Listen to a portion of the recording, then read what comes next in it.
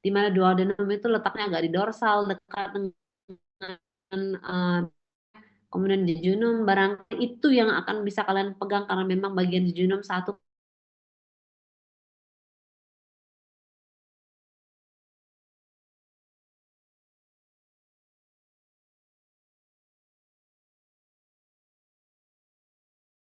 dorsal, kemudian di kaudal.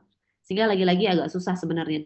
Dan satu lagi, penyebab kalian susah untuk palpasi adalah karena usus ini sebenarnya dia satu licin kan. Yang kedua dia dinamis, selalu bergerak pada statiknya. Sehingga agak susah kalian tuh mau pegang bagian tertentu saja. Seperti itu. Nah, ada juga superficial palpation itu barangkali ya, kalian bisa bandingkan antara pasien yang membesar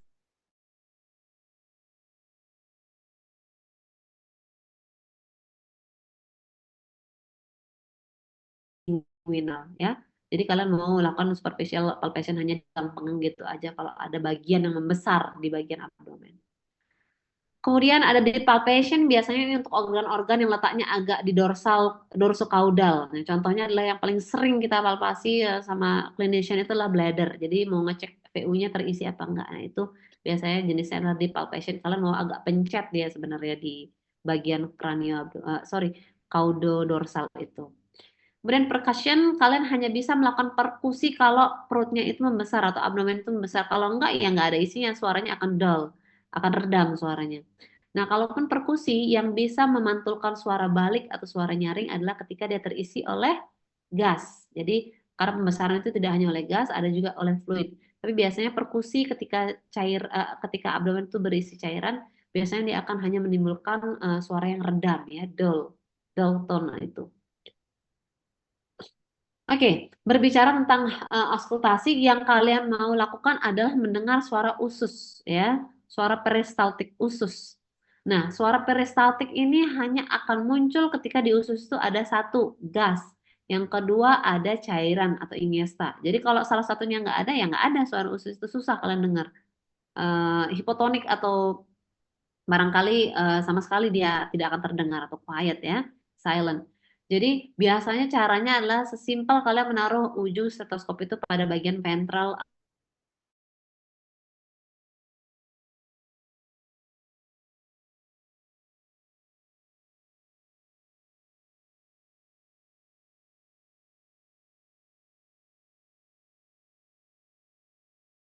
atas itu adalah frekuensinya, frekuensi dan apa namanya volumenya.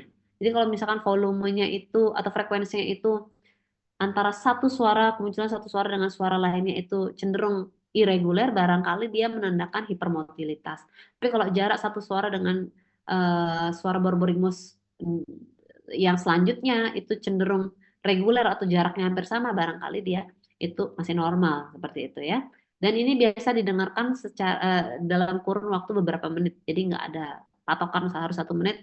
Tapi saya dengar ada dosen yang sudah menetapkan bahwa barangkali suara borborygmus yang normal itu muncul selama 5 kali dalam waktu 1 menit. But I don't know, let's see.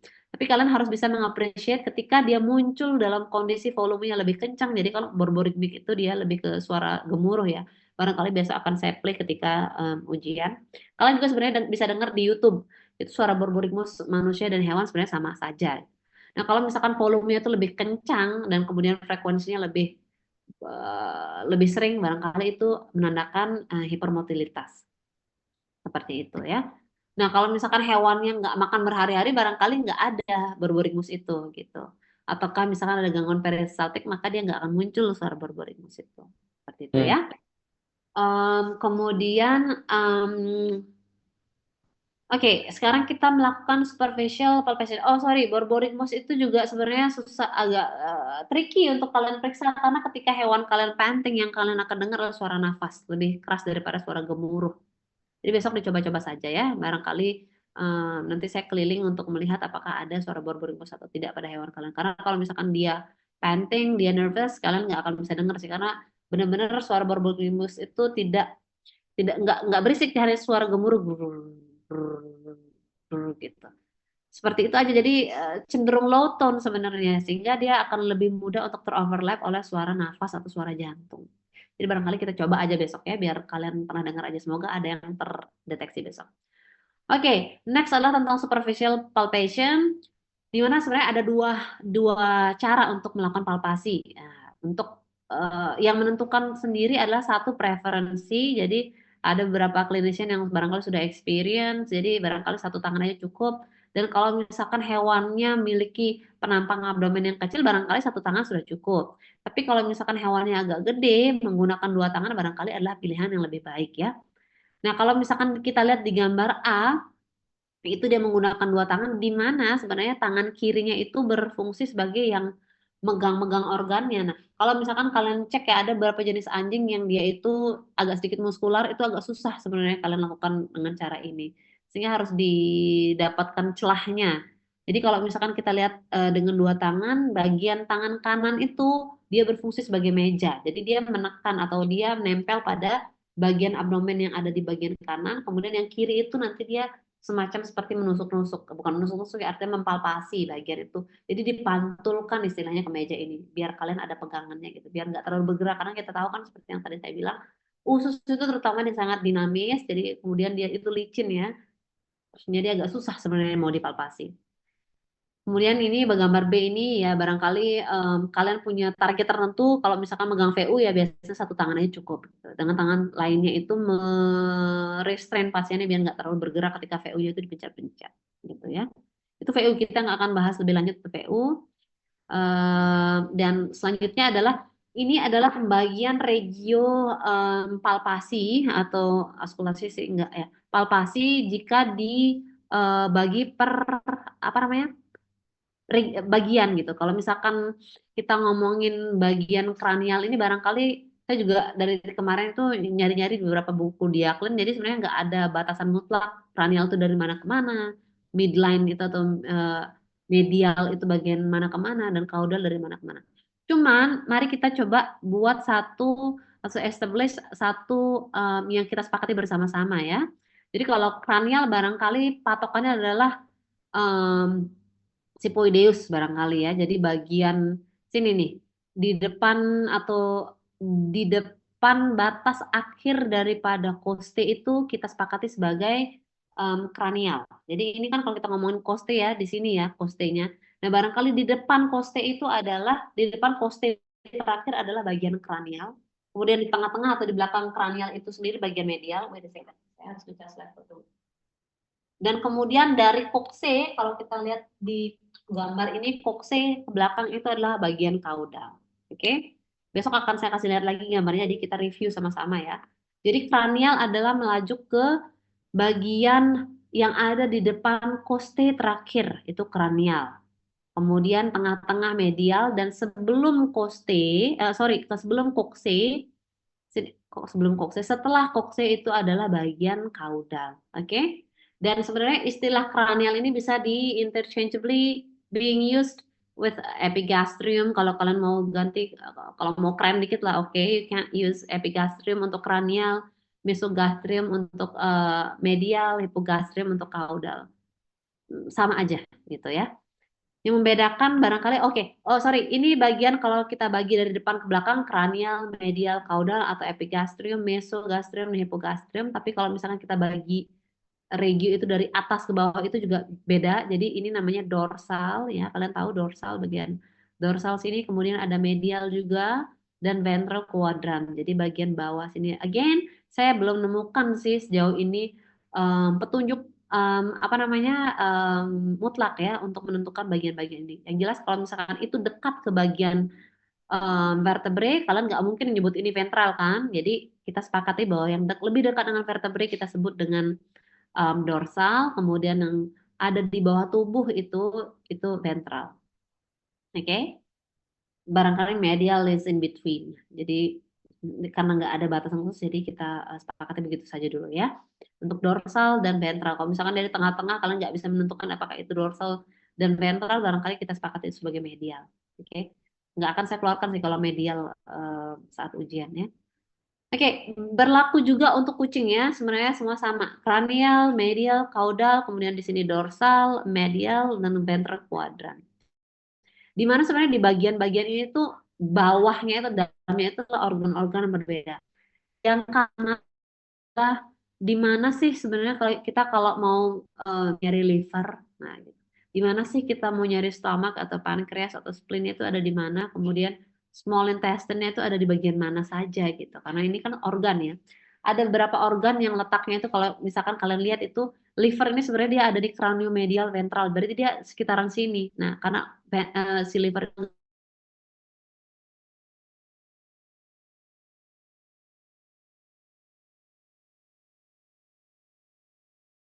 bisa dipegang segini. Barangkali kalau yang besar dia akan menyentuh bagian ventral. Seperti itu. Kemudian di luar daripada GIT nggak akan saya bahas, nggak akan saya taruh barangkali di mana mau meriksa VU, nanti kalian belajar itu di urogenital ya. Kemudian kalau kita ngomongin pembesaran, pembesaran abdomen itu tidak serta-merta karena adanya proses abnormal. Tapi abdomen itu juga bisa membesar. Oh, sorry. Sorry, beda. Kalau misal abdomen itu juga bisa membesar dalam keadaan fisiologis. Contohnya, kalau hewannya bunting, pasti besar. Kalau hewan juga baru habis makan, terutama papis ya, pasti perutnya akan atau abdomennya akan membesar dengan sangat jelas bisa teramati gitu. Tapi dalam keadaan yang abnormal juga bisa membesar, apalagi abnormal ya, maksudnya dalam keadaan berpenyakit itu juga bisa. Satu ketika dia terisi oleh efusi cairan berlebih, gitu. Jadi adanya pembesaran abdomen karena adanya apa namanya akumulasi cairan pada rongganya yang kita sering sebut dengan asites. Gitu. Nah kemudian nggak hanya abdomen itu bisa membesar karena cairan, tapi juga karena gas. Yang membedakan adalah perkusinya, teman-teman. Nah kalau misalkan hewan itu berisi cairan, biasanya suaranya akan dull. Tapi kalau misalkan dia isinya udara itu lebih bisa untuk diperkusi, jadi menimbulkan suara timpanik yang lebih nyaring. Ya barangkali kalian bisa pegang aja perut kalau misalkan kalian lagi masuk angin, nah itu suara timpani sebenarnya ya. Lain halnya kalau misalkan perut kalian penuh terisi makanan habis kenyang itu kalau kalian coba perkusi barangkali suaranya tidak senyaring kalau dia terisi oleh gas. Nah ada lagi satu contoh tes yang namanya sebenarnya tadi sudah saya jelaskan di awal ya dengan palpasi dua tangan itu. Itu sebenarnya namanya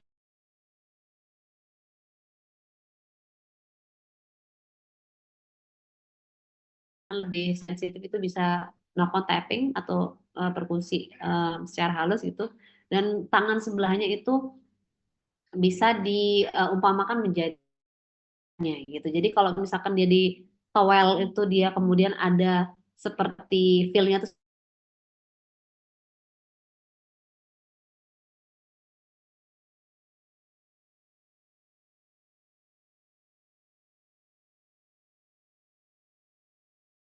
sense ya satu. Kemudian dia itu seperti yang saya katakan tadi dia lebih ada suara timpanik yang kalian pegang pun dia itu pegang sedikit aja jangan kan di tapping itu kalian tuk gituin aja satu kali itu biasanya dia ada suara timpaninya ketimbang dengan dia saat terisi dengan cairan gitu ya. Ini balat mentes di mana satu tangan menjadi mejanya dan tangan lainnya itu seperti menekan secara halus ya. Kemudian ngomongin tentang fluid atau cairan pada abdomen, sebenarnya abdomen yang berisi cairan itu tidak hanya cairan asites. Kalau kita ngomongin asites effusion, berarti dia cairan bening, transparan ya. Yang merembes sebenarnya itu darah kita, cairan pada darah, sirkulasi darah yang kemudian merembes keluar pembuluh darah dan masuk ke rongga. Itu namanya efusi. Dan itu biasanya dia isinya itu bening ya. Tapi bisa juga cairan pada abdomen itu berisi darah, kemudian berisi empedu. Kalau pada gambar ini kalian lihat nggak?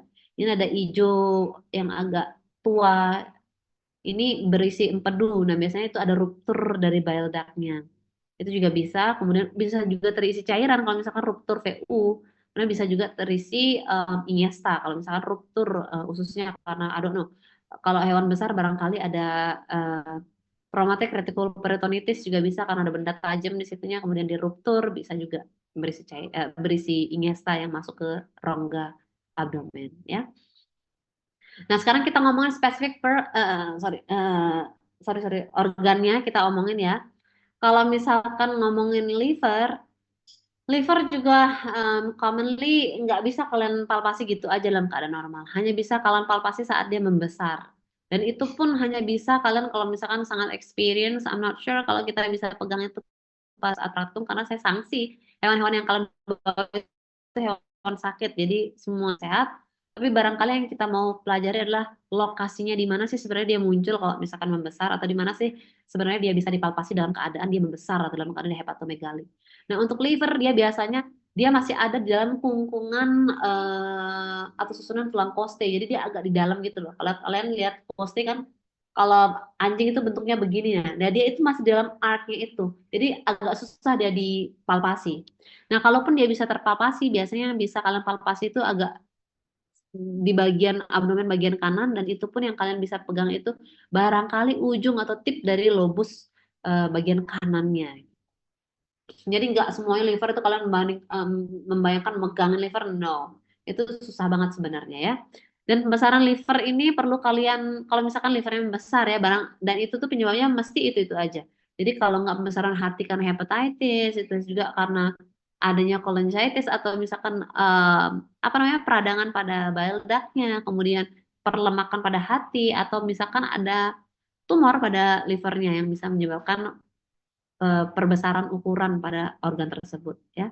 Nah, ketika liver ini membesar karena letaknya dalam arc dari costal arc itu, biasanya juga dia menekan organ pernafasan ke depan, sehingga itu yang menyebabkan hewan itu bisa menginduksi rasa mual gitu, dan kemudian muntah-muntah pada hewan ya. Kemudian stomach atau gastrium atau bagian lambung biasanya dia bisa terpalpasi kalau satu eh, livernya membesar kemudian mendorong stomach ini ke bagian kaudal, sehingga mungkin di bagian kaudal kanan itu bisa kiri itu bisa lebih terpegang gitu ya. Dan kedua, kalau misalkan dia significantly distended, barangkali pada kasus GDV. GDV juga susah sih, saya pernah lihat GDV itu barangkali hanya bisa dilihat lewat X-ray. But anyway, barangkali ya, karena kita juga ini memang organ-organ tidak semuanya bisa terpalpasi, barangkali kita bisa dapatkan ide lah, barangkali kalau misalkan ada yang besar di bagian kiri cranial abdomen, barangkali itu merujuk ke bagian stomach gitu. Karena kalau liver kan bagian kanan ya, kalau di lambung itu biasanya dia lebih ke kiri gitu. Nah, kemudian pertanyaannya sebenarnya kalian harus tanya, loh dok, kalau misalkan semuanya ini tidak terpalpasi, terus bagaimana kita tahu dia bermasalah? Oke, itulah sebabnya saya katakan di awal bahwa sebenarnya pemeriksaan klinis ini tidak akan berarti apa-apa kalau tidak kalian barengi dengan satu, penggalian histori, dan kedua, tentang pemeriksaan tanda klinis. Jadi apa saja klinis yang muncul berdasarkan dari hasil wawancara kalian. Nah, kalau misalkan kita ngomongin stomach secara spesifik punya klinis yang berkaitan dengan muntah. Jadi setiap muntah itu biasanya sumbernya masalahnya pasti ada di apa namanya, lambung, entah itu gastritis, entah itu regurgitasi. Biasanya dia ada di bagian lambung ke depan seperti itu. Kalau misalkan kita ngomongin diare, biasanya it has nothing to do with the stomach, barangkali dia lebih ke apa namanya, small intestine atau large intestine seperti itu. Jadi spesifik tanda klinis spesifik itu muncul dari organ-organ spesifik biasanya ya. Meskipun kita tahu bahwa muntah, iya channelnya memang GIT, tapi problem di luar GIT juga bisa menginduksi muntah ya. Problem yang lebih sistemik sifatnya. Seperti itu. Misalkan problem ada yang ada di ginjal atau problem yang ada di liver juga bisa gitu menyebabkan muntah-muntah ya. Oke, sekarang kita ngomongin spleen. Lagi-lagi itu tidak bisa dipalpasi karena dia letaknya di dalam costal arch ini. Cekungan apa namanya? Si koste ini dia masih ada di dalam. Dan spleen itu sebenarnya dia organnya tidak sebesar liver, sehingga dia lagi-lagi agak susah dipalpasi. Nah, kondisi pembesaran spleen barangkali bisa memudahkan kalian untuk mempalpasi, tapi lagi-lagi itu barangkali jenis palpasinya ada deep palpation, sehingga untuk palpasi yang sifatnya deep atau perlu untuk kalian merogoh atau memencet lebih intens, itu hewannya sebenarnya dalam kondisi terbius. Jadi kalau kalian baca semua teori ini yang ada di buku clinical diagnostic atau physical examination, sebenarnya semua latihan itu akan lebih baik dilakukan ketika hewan itu terbius. Dengan demikian kalian nggak akan takut dengan restrainnya, dengan apanya, dengan resiko lain-lainnya. Itu biasanya pembelajaran itu akan lebih baik dilakukan dalam kondisi hewan terbius. Nah, kalau kita ngomongin bius, spleen itu akan sangat mudah membesar ketika hewan itu terbius. Jadi salah satu penyebab pembesaran limpa adalah adanya administrasi zat atau obat-obat bius, ya sedatif itu bisa menginduksi pembesaran limpa, mengakibatkan splenic congestion. Selain daripada penyebab-penyebab yang non fisiologis, misalkan kalau hewan kalian itu kena parasit darah ya, jadi banyak banget sel darah merah yang hancur sehingga turnovernya, pembentukannya juga pasti digenjot sehingga pulpa merah atau apa namanya, bagian tertentu daripada spleen itu pasti akan membesar secara fisiologis sebagai bentuk kompensasi terhadap kebutuhan sel darah merah yang banyak rusak saat ada infeksi parasit darah. Seperti itu. Kemudian pankreas ini hanya sebagai dekorasi, sebenarnya saya nggak mungkin nggak bahas pankreas meskipun dalam keadaan apapun mau dia membesar 100 kali lipat, it cannot be palpated karena dia itu menempel pada organ duodenum, jadi susah banget dipalpasi. Jadi nanti kalau misalkan pas ujian praktikum saya tanya coba palpasi pankreas, kalau misalkan kalian masih kelihatan AII merogoh abdomen, artinya kalian nggak tahu itu kalian kena jebakan. Dan sebaiknya kalian menjawab pankreas dalam keadaan apapun tidak bisa dipalpasi. Itu jawaban yang saya harapkan ya. Jadi jangan kalian pura-pura, oh ini bisa kepegang, entah apa yang kalian pegang itu. Jadi it must not be the pancreas, karena pankreas dalam keadaan apapun nggak bisa terpalpasi. Oke? Kalau berdasarkan letak barangkali ya kalian nunjuk aja di bagian ventromedial mesogastrium atau bagian tengah-tengah perut itu, karena di situ biasanya duodenumnya. Dan pankreas seperti kita ketahui dia memang nempel sama duodenum ya. Barangkali di situ aja disebutkan letak pankreas, barangkali itu pertanyaan saya saat ujian. Oke. Kemudian ngomongin tentang small intestine, tadi sudah saya kasih sedikit introduction tentang small intestine.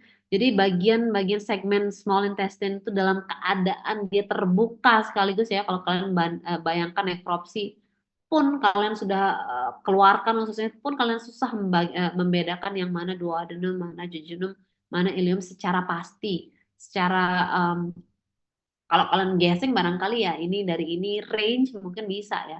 Dengan mengambil patokan bahwa duodenum itu selalu adalah portion atau bagian dari small intestine yang tertempeli oleh pankreas, kemana pankreasnya pasti itu aja duodenumnya. Nah, jejunum adalah bagian terpanjang dari small intestine, tapi itu pun susah juga kita ketahui kalau nggak kita lihat projektil dari atau proyeksi dari filinya. Sehingga itu juga apalagi maksud saya kalau sudah dikeluarkan pun kalian sudah susah membedakan mana duodenum, jejunum, dan ileum, apalagi kalau itu masih dalam rongga abdomen seperti itu. Karena duodenum itu biasanya dia ada di bagian kanan daripada abdomen, ruang abdomen susah sebenarnya karena dia dekat, dia meliuk. Kalau kalian bayangkan gambar stomach itu kemudian meliuk sebelum masuk ke duodenum itu liukan itu sebenarnya agak susah kita ketahui di mana posisinya. But theoretically dia biasanya ada di bagian depan dari bagian kanan abdomen. Kemudian jejunum adalah bagian yang selalu ada di bagian ventral abdomen. Jadi semua yang kalian rasa-rasa pegang di bagian ventral ini it must be the jejunum gitu ya. Jadi itu yang katanya akan lebih sering kalian pegang ketika mempalpasi bagian usus. Kemudian ileum biasanya ada juga agak susah karena dia dekat dengan apa namanya usus besar. Kalau kita tahu usus besar, apa namanya ukurannya aja lebih besar sehingga susah kita tahu dari mana sih sebenarnya ileum ini berakhir kemudian masuk ke usus besar itu di bagian mana itu susah. Tapi ada patokannya biasanya kalau kalian megang lumbar 1 dan lumbar 2 dari vertebrae barangkali itu di situ ileumnya seperti itu ya. Nah, kemudian lagi-lagi kita ngomongin borboring mix sound yang mana kita mau taruh stetoskop itu di sini. Jadi kemungkinan besar yang kalian dengarkan itulah suara dari jejunumnya. Ya. Dan itu harus seperti yang tadi saya katakan, borboring mix sound itu hanya akan muncul kalau abdomen atau usus kalian itu terisi dengan fluid and gas. It cannot be only one of them. Jadi harus dua-duanya, fluid and gas. Cairan atau ingesta dan gas. Kalau nggak ada gesekan dua benda ini ya nggak ada suaranya gitu. Kan sangat rendah tone atau bahkan silent. Ya, harus diingat. Semoga besok ada anjing yang relatif tenang sehingga kita bisa dengar suara borboring musnya ya. Oke, large intestine. Jadi terdiri dari sekum, kolon, kemudian rektum, dan anal ya atau anus. Nah, kalau misalkan sekom kita ngomongin tidak hanya pada anjing dan kucing ya. Kalau kalian pernah nekropsi dugong itu sekomnya itu seperti bentuk koma. Jadi dia kayak usus buntu.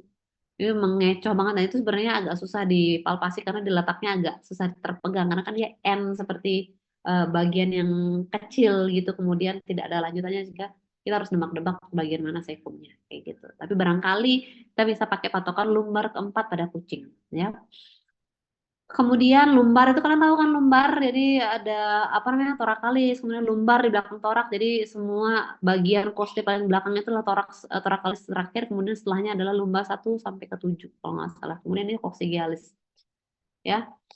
Kemudian lagi-lagi large intestine ini organnya juga susah dibedakan yang mana barangkali ini usus halusnya atau barangkali yang usus besarnya. Tapi kalau misalkan ada materi yang agak ukurannya itu agak besar ya, kalau kita ngomongin feses sebenarnya dalam hal ini, barangkali kalau ada fesesnya dia akan lebih mudah teraba. Meskipun not always. Susah juga feses itu di dalam usus juga tidak sepadat yang kita bayangkan ketika dia keluar ya. It's not that solid. It can be very fluidy. Jadi karena di dalamnya itu masih ada apa namanya? Masih ada penyerapan, masih cairannya juga masih banyak, mukosanya juga lebih banyak ketimbang dia saat dia udah keluar. Jadi agak susah. Dan kecuali kalau hewan kalian tuh punya konstipasi, barangkali akan lebih mudah karena kan sudah stuck di situ ya. Jadi fesesnya sudah lumayan lebih mengeras dari feses normal. Kemudian obstipasi adalah istilah yang kita gunakan ketika konstipasi itu sudah stuck, sudah obstruct, dan feses itu tidak bisa dikeluarkan secara voluntary secara mandiri gitu. Jadi biasanya obstipasi itu lebih parah dia, konstipasi yang lebih parah dan nggak bisa dikeluarkan dengan cara enema. Jadi harus dikeluarkan biasanya lewat jalur pembedahan. Kasus seperti apa yang menimbulkan obstipasi? Misalkan patah tulang pelvik ya karena dia terlindas mobil atau gimana sehingga tulang pelvisnya itu fully obstruct the colon barangkali sehingga dia nggak bergerak lagi peristaltiknya sehingga stuck fesnya di sana selama berhari-hari berminggu-minggu dan itu nggak bisa dievakuasi secara oleh hewan itu sendiri melainkan perlu tindakan bedah misalkan untuk mengevakuasi itu juga banyak terjadi ya. Kemudian, I'm not sure besok ini kita bisa palpasi analsek atau enggak ya. Saya nggak tahu soalnya hewan yang kalian bawa itu besok, terutama yang siang ya, apakah masih bisa dia diam karena agak sakit sebenarnya palpasi analsek dan kalau udah muncrat itu, aduh gawat sih. Sehingga besok saya tanya dulu ya ke Pak Yudi atau enggak kalian bisa lihat caranya mempalpasi itu atau mencet analsek itu di barangkali di YouTube. Tapi kalian harus tahu bahwa analsek itu ada di sepasang, ada di bagian anus jadi kalian harus masukkan tangan kalian segini barangkali dan itu harus pakai lubrikan itu harus pakai gloves dan itu kalian pencet kanan kiri bawah daripada lubang anus itu jadi masukkan kalau nggak salah 1 sampai 2 senti tangan kalian kemudian barangkali kalau dia membesar kalau dia nggak pernah dikeluarin ya barangkali bisa terpapasi kalau enggak ya nggak bisa gitu. Nah, itu biasanya kalau dia penuh ini akan menyebabkan peradangan dan kalau kalian lihat ada beberapa anjing yang suka apa namanya tuh menggesekkan pantatnya di lantai. Nah, itu biasanya dia ada peradangan pada anal sac-nya karena terisi terlalu banyak dan nggak pernah dibersihkan. Seperti itu, oke? Ehm, itu saja sebenarnya topiknya. Ya, ini cara mencetnya barangkali. Ini luar biasa ini baunya bau bau wow kalau kita besok mencet dan ada yang muncrat nggak kebayang saya. Di ruangan yang sudah bau itu bertambah dengan bau cairan apa namanya si anal gland ini wah, lumayan sih pingsan kayaknya kalian. Anyway, jadi barangkali topik saya ada di situ. Besok akan saya sempilkan satu case study yang bisa kalian pakai sebagai latihan ya. Jadi cara menggali apa namanya menggali informasi yang relevan seperti apa harus kalian lakukan dan harus kalian bisa. Kalau misalkan hewannya yang muncul itu klinisnya muntah-muntah, nggak mungkin kalian nanya kapan estrus atau anyway, kapan hewannya dikawinkan kan nggak relevan penyakit apa namanya pertanyaan itu. Jadi besok kita juga akan latihan untuk membuat pertanyaan yang relevan dengan klinis. Jadi kalau kalian melihat bahwa dari apa namanya praktikum